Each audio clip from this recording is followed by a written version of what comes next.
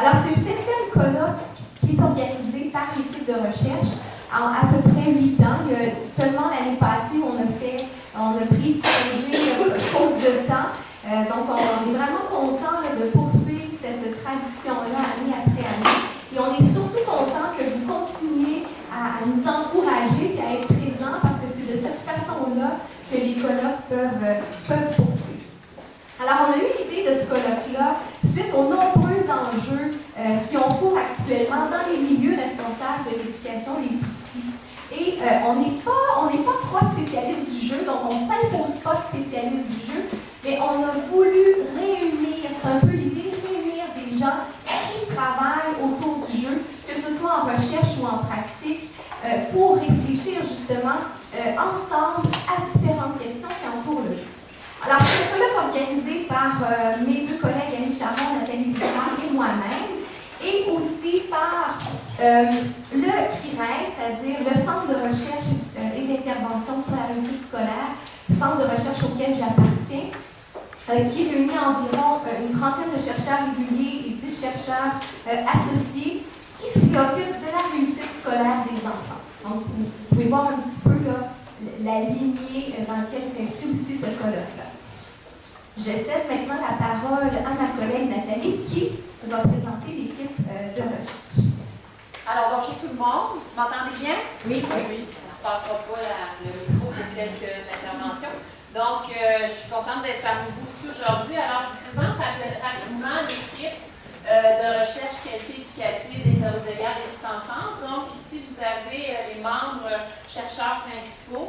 Donc, Geneviève Cadoret en anthropologie, Gilles Quentin en département didactique qui va présenter tout à l'heure, Annie Charon qui est ici avec nous, Caroline qui s'est déjà présentée, Sylvain Coutu de l'UQO, moi-même et Lisa Johnson de l'Université du Québec à Montréal aussi. Et on a un membre collaborateur, Gordon Gibbon de l'Université de Toronto à Scarborough, qui n'est pas sur la photo, mais qui est très présent dans nos échanges aussi. Donc, l'équipe qualité éducative et petite enfance, c'est une équipe qui est née il y a déjà quelques années. On s'est constitué progressivement à partir d'un noyau de chercheurs à l'UQAM, puis on est allé chercher des collaborateurs à l'extérieur qui s'intéressaient à la petite enfance, particulièrement en contexte éducatif, d'abord en service de garde. Et nous avons été financés l'an dernier pour 4 ans au FRQSC. Je ne suis pas encore, avant c'est le FQSC. Donc, nous poursuivons en fait 3 grands objectifs. Nous voulons d'abord mieux définir ce qu'est la qualité éducative dans les services de garde et en petite enfance, identifier les déterminants de la qualité éducative et identifier également les effets de la qualité éducative sur le développement de l'enfant et sur les familles. Donc, en gros, c'est cela. L'équipe est aussi constituée, tourne beaucoup autour de services qu'on offre à nos membres, principalement nos étudiants gradués, qui sont actuellement au nombre de 60 à peu près. Donc, plusieurs sont ici aujourd'hui dans la salle qui vont nous soutenir, qui vont présenter, qui vont faire des affiches. On aura l'occasion de les nommer au cours des 2 journées et de les remercier à la fin. Alors voilà, et je vous souhaite un excellent colloque.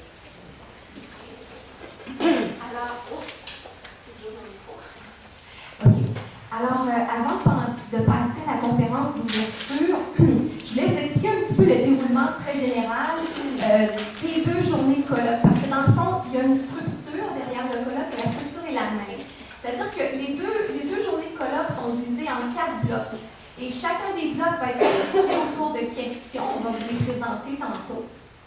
Ce qu'on a cru bon de faire pour appliquer, entre autres, ce qu'on avait fait dans un colloque précédent où on avait parlé d'échange de connaissances entre praticiens et chercheurs, eh bien, on a cru bon cette année d'amener à la fois des présentations plutôt pratiques et des présentations plutôt recherche. Donc, dans chacun des blocs, vous allez avoir un mélange des deux.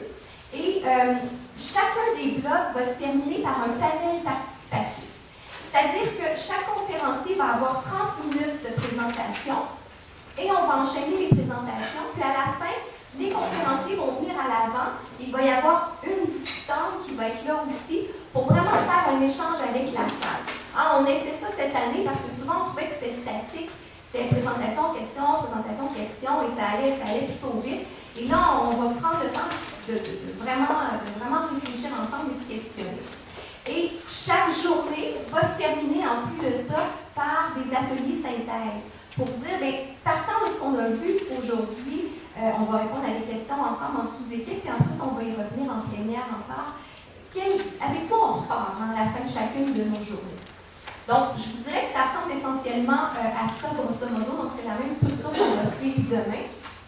Et on a souhaité dans la programmation vous faire progresser dans la réflexion. Donc, on part vraiment des fondements ce matin. On va aller tranquillement vers la pratique, voire même, je dirais, le soutien du jeu, voire même l'accompagnement même du personnel éducateur et du personnel enseignant au dernier bloc. Donc, on va tenter de progresser dans notre réflexion. Alors, est-ce qu'on est prêt à démarrer? Oui. Oui? Bon, bien, allons-y.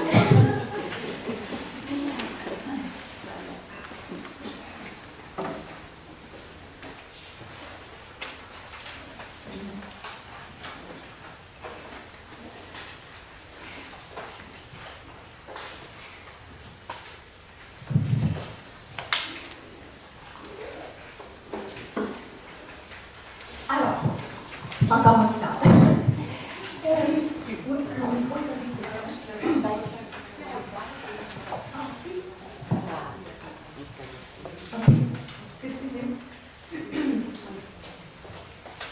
Alors, on a pensé mettre la table du colloque, c'est-à-dire d'annoncer la réflexion par une conférence d'ouverture où on va se poser beaucoup de questions. Il va y avoir très peu de réponses et beaucoup de questions. Donc, la conférence d'ouverture, on l'a intitulée « L'apprentissage et le développement global de l'enfant en jeu pendant la petite enfance ». Alors, je vous la présente. Il est très probable, en tout cas, cette présentation-là va se retrouver sur le site de l'équipe. Donc, vous n'êtes pas obligé de tout prendre en note. On va demander la permission à tous les conférenciers. Et ceux qui voudront bien, toutes les présentations vont être accessibles sur le site Internet. Et filmé en plus. On va demander l'autorisation aussi, consentement aux conférenciers. Alors, je me lance. Alors, depuis bon nombre d'années, vous le savez tout comme moi, il y a deux courants qui s'opposent pour situer la place qui revient au jeu dans l'apprentissage et le développement global de l'enfant en contexte éducatif. Bon, à titre d'exemple, je ne sais jamais comment les dénominaliser, mais on pourrait dire qu'il y a un courant centré sur le développement global et un courant peut-être plus enseignement systématique à l'heure actuelle, en tous les cas. Donc, ce débat qui persiste a engendré différentes initiatives pour permettre de l'éclairer. Donc, ça peut être des initiatives en recherche, un peu comme ce qu'on fait aujourd'hui aussi. Sur le plan de la pratique, sur le plan de la politique, on peut nommer à cet égard-là le récent avis du Conseil supérieur de l'éducation. On peut nommer aussi la déclaration sur le jeu du Conseil des ministres de l'Éducation du Canada en 2012, ou encore aussi en ce qui a trait aux droits des enfants, relatif à la Déclaration mondiale qui a été faite par l'OMEP, l'Organisation mondiale pour l'éducation préscolaire. Alors, cette déclaration-là concerne le droit des enfants d'apprendre par le jeu. Alors, son importance est telle, le jeu, que les Nations unies l'ont même reconnu comme un droit spécifique à l'enfant, distinct du droit au loisir, le jeu n'est pas que le loisir, et celui de se livrer à des activités récréatives. Pourtant, le jeu, comme moyen par excellence d'apprendre et de se développer, est en jeu actuellement. Puis pour reprendre les mots de mon collègue, l'arrivée que vous allez entendre ce matin, et je trouve tellement, moi j'adore ce passage-là, je m'en sers souvent, le jeu apparaît souvent comme un prétexte et non comme un contexte de prédilection à l'apprentissage et au développement global de l'enfant. Qui plus est, on note un désintérêt ou une sorte de désaffection pour l'apprentissage par le jeu dans les milieux responsables de l'éducation des petits toujours. Alors, considérant ces différents constats, on est à même de se poser des questions. Pourquoi est-ce qu'il en est ainsi? Pourquoi on note une diminution, entre autres, du temps de jeu dans les milieux responsables de l'éducation? Et j'entends par là que ce soit service de garde, TPE, passe-partout, etc. Puis pourquoi, s'il y a une telle désaffection, un tel désintérêt, est-ce qu'il ne faut pas se poser la question, pourquoi favoriser justement l'apprentissage par le jeu pendant la petite enfance, de revenir un peu à rebours? Et Dans le fond, la réponse à cette dernière question-là se trouve dans deux autres questions. En fait, on veut vous proposer ça, c'est-à-dire l'enfant, qui est-il, comment se développe-t-il et comment apprend-il? Puis à partir du moment où on répond à ces deux questions-là, on va le faire ensemble juste après, à partir du moment où on répond à ces questions-là, ça devient un peu plus clair, les réponses à ces questions. Donc, je vais laisser ma collègue Nathalie vous entretenir sur... Alors, je poursuis avec le développement global. Donc, quand on parle du développement de l'enfant, d'abord, il est important pour nous de préciser que le développement se situe et se déroule et s'organise de manière simultanée, intégrée, graduelle et continue dans toutes les dimensions de l'enfant et dans ses différents milieux. Donc, oui, on présente généralement dans les ouvrages sur le développement de l'enfant les différentes dimensions de manière séparée, hein, neurologique, dimension motrice et psychomotrice, socio-affective, cognitive et langagière, mais dans la réalité, ça ne se fait pas séparément, vous le savez, ça se fait de manière simultanée, organisée. C'est pour ça qu'on essaie d'illustrer habituellement le développement global dans un schéma où on essaie de démontrer à quel point toutes les dimensions sont interreliées les unes avec les autres. Au plan d'abord neurologique, parce que le cerveau, hein, c'est d'abord le chef d'orchestre de tous les apprentissages et le développement. On sait que le cerveau, c'est ce qui se développe très très tôt, même avant la naissance de l'enfant. Le processus de câblage et d'architecture se déroule, se démarre. Et il y a dans le cerveau humain plus de 100 milliards de neurones et qui permettent dans la conduction de l'influx nerveux à travers les neurones et donc de mener à bien toutes les tâches et toutes les fonctions qui dirigent l'ensemble des dimensions du développement dont on va parler. Évidemment, au-delà de l'aspect génétique, l'environnement, le contexte dans lequel l'enfant se retrouve dès sa naissance et même avant sa naissance, influe énormément sur le développement du cerveau. On sait par ailleurs que les expériences vécues par l'enfant très tôt, et on a beaucoup d'évidences très très tôt dans la vie, dans les premiers mois de vie, qui vont être déterminantes pour l'établissement de certaines connexions et la non-établissement d'autres connexions qui sont préalables et essentielles pour le développement intérieur. Donc, évidemment, nous, on s'intéresse au contexte éducatif dans lesquels se retrouvent les enfants pendant la petite enfance. Les stimulations qui sont reçues par les personnes qui entourent l'enfant dès sa naissance sont déterminantes à ce niveau-là pour le développement neurologique. En particulier, les stimulations qui opèrent par le jeu. Au niveau du développement, je vais vous présenter en 3 catégories, en 3 étapes. Le développement de l'enfant de 0-2 ans, ensuite, ça sera 2 et 3 et 3 et 5. C'est toujours difficile de résumer le développement de 5 ans de vie en quelques secondes, presque. Mais bon, c'est pour dresser, mettre la table, puis pour nous rappeler quels sont les besoins des enfants à ces différents moments de vie-là. Donc, entre 0 et 2 ans, vous le savez, il y a un développement spectaculaire qui se fait chez l'enfant au niveau moteur et psychomoteur. L'enfant va acquérir progressivement le contrôle de sa posture, de sa locomotion et de ses capacités de manipulation. Dans cette période-là aussi, tout se construit au niveau des principales bases d'attachement qui vont permettre à l'enfant, s'il a développé un attachement sécure, de se tourner vers le monde extérieur pour explorer et apprendre. C'est aussi la période au cours de laquelle on parle de méfiance ou de confiance fondamentale, dépendamment des réponses que l'enfant va avoir obtenues à ses besoins. C'est aussi la période où l'enfant entre en interaction avec les autres. On pense souvent que les interactions ne sont pas présentes, mais dès la naissance, l'enfant est en interaction sociale avec son entourage, évidemment les donneurs de soins, ses parents en premier lieu, mais aussi le père, évidemment, et l'ensemble des personnes qui le côtoient comme la fratrie. À l'intérieur de cette période-là, l'enfant va aussi rapidement se dessiner comme ayant un tempérament spécifique et les réponses qu'on va donner à ses besoins, à ses attentes vont aussi façonner la façon dont son tempérament va s'organiser dans l'avenir. Au niveau du développement cognitif, bien évidemment, quand on parle de la période de 0-12 ans, on pense à la période sensorimotrice de Piaget. Donc, l'enfant apprend en exerçant sur l'environnement des expériences. Il apprend en interaction avec l'environnement physique et avec l'environnement social. Et c'est dans cette période-là aussi que se prépare la pensée symbolique qui émergera vers 18 mois. Au plan langagier, On sait que toute la première année de vie, l'enfant émet des éléments au niveau du langage expressif, mais qu'il est beaucoup en train de construire son langage compréhensif.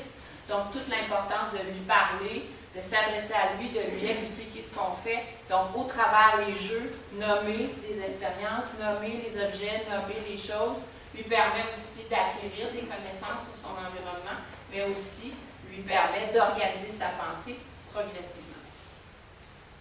Entre 2 et 3 ans, on a notre petit trottineur qui bouge, qui grimpe, qui explore, qui teste les limites. Donc, il est vraiment plus solide au niveau de sa motricité globale, sa motricité manuelle au niveau de la vie quotidienne s'organise, il est habile pour les différentes fonctions, manger, etc. Au niveau socio-affectif, c'est un enfant qui commence à développer la conscience de soi qu'il est différent des autres. Il passe à l'étape tant redoutée parfois de certains adultes qu'on appelle l'étape de l'autonomie versus honte et doute ou que d'autres appelleront l'étape de l'affirmation. Donc, que je trouve extrêmement important parce que l'enfant apprend à dire et à nommer ses besoins. Et c'est aussi une étape entre 2 et 3 ans où l'ouverture à l'autre est plus grande. Il y a un début de jeu parallèle. Les interactions avec les collègues, les pairs s'allongent, se complexifient. Les habiletés sociales ne sont pas encore très développées, mais commencent à être marquées par une certaine capacité d'autorégulation. Et c'est lors des contacts, évidemment, avec son entourage, avec les adultes, c'est dans les jeux qu'il va faire avec les amis et avec les adultes qu'il va développer progressivement encore plus cette capacité d'autorégulation. Évidemment, au plan cognitif, il est dans la pensée symbolique. 2 à 4 ans, c'est vraiment l'émergence du langage, capacité de se représenter mentalement les choses. Il commence à avoir un raisonnement qu'on appelle plus transductif. Il y a une pensée animiste, c'est très centré sur lui, très égocentré, mais il évolue progressivement vers l'étape suivante. Au niveau du langage, il y a une explosion, s'exprime avec une très grande quantité de mots, utilise des phrases assez courtes, et au niveau pragmatique, entre 2 et 3 ans, il commence à distinguer les règles grammaticales, entre autres.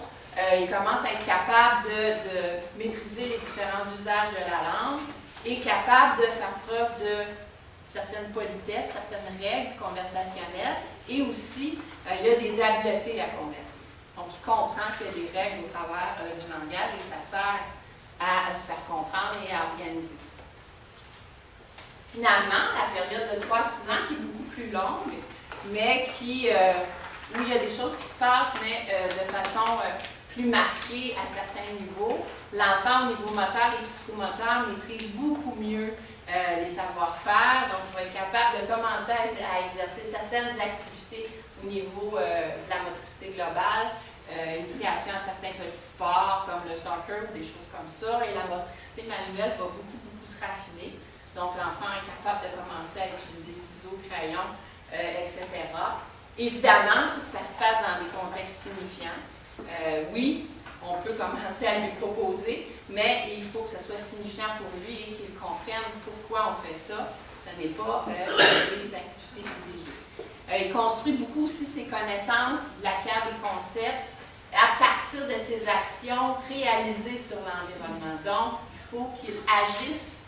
C'est l'apprentissage actif qui est vraiment présent. Annie m'en parle tout à l'heure. Au plan de la personnalité, évidemment, le moi social, le moi sexué, le moi émotionnel apparaissent davantage et il est plus capable de faire ce qu'on appelle au niveau de l'estime de soi, d'une évaluation de soi. Il est plus conscient de ses capacités. Moi, je suis capable de ou je ne suis pas capable de. Et il développe beaucoup ses compétences sociales et il s'intègre dans un groupe. Et là, il va y avoir même des capacités qui vont émerger, dépendamment de la dominance ou de la capacité de se faire accepter par ses pairs dans le groupe. Au plan cognitif, c'est la période de la pensée préopératoire, donc la pensée intuitive de 4 à 6-7 ans. Donc, l'enfant est plus capable de manipuler pour raisonner. C'est le début des opérations concrètes. Il est capable de commencer à comprendre le concept de nombre. Mais il y a encore plusieurs limites au niveau de ses capacités cognitives. Il est limité par sa centration, son irréversibilité et la pensée statique. qui sont des caractéristiques importantes de cet âge-là. Et entre 3 et 6 ans, on assiste à une émergence importante aussi des fonctions exécutives. Donc, l'enfant peut davantage planifier, avoir une mémoire de travail quand il fait des tâches, donc retenir des consignes pour faire des consignes en même temps. Il est plus capable aussi de flexibilité cognitive, donc de comprendre qu'on peut changer les règles en cours de route, et il est plus capable de s'organiser. Évidemment, ça se fait avec le soutien, avec l'accompagnement, puis avec les interventions dont on va parler aujourd'hui. Finalement, au plan langagier, c'est une phase très, très importante. La grammaire est très importante. L'enfant, quand il va entrer à la maternelle, va normalement connaître les principales règles de grammaire de manière intuitive, évidemment.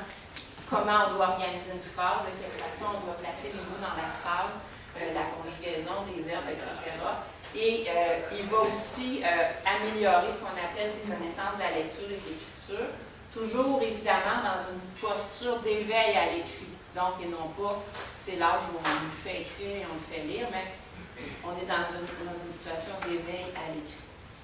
Donc, si je reviens à notre colloque sur le jeu, donc à partir de ce qu'on connaît finalement du développement global, du petit aparté que Denis nous a fait, à partir de tout ce qu'on connaît du développement, bien, on sait vraiment que le jeu, c'est le meilleur moyen finalement pour soutenir le développement et l'apprentissage des enfants en petite enfance.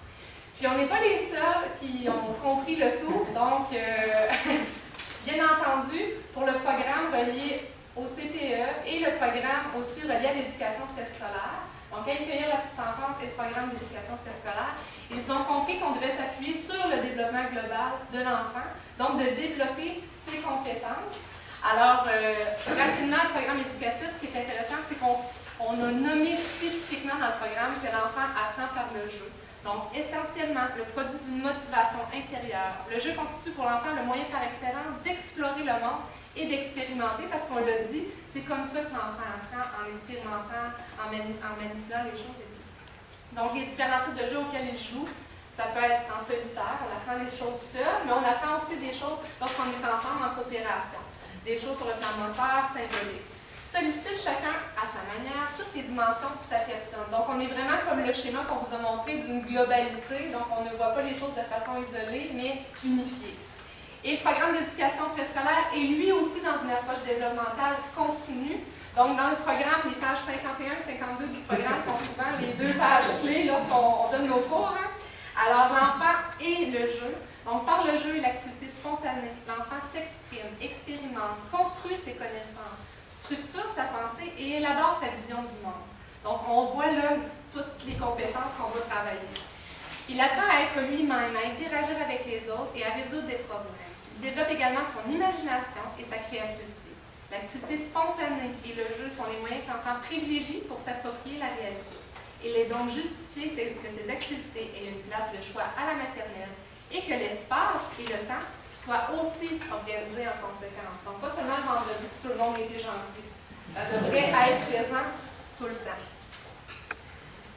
Donc, il y a plusieurs chercheurs qui ont réalisé des travaux sur le jeu, justement, pour démontrer l'importance que le jeu a sur le développement de l'enfant, et pas seulement pour le développement, mais aussi sa réussite éducative, donc sa réussite sociale et scolaire éventuellement.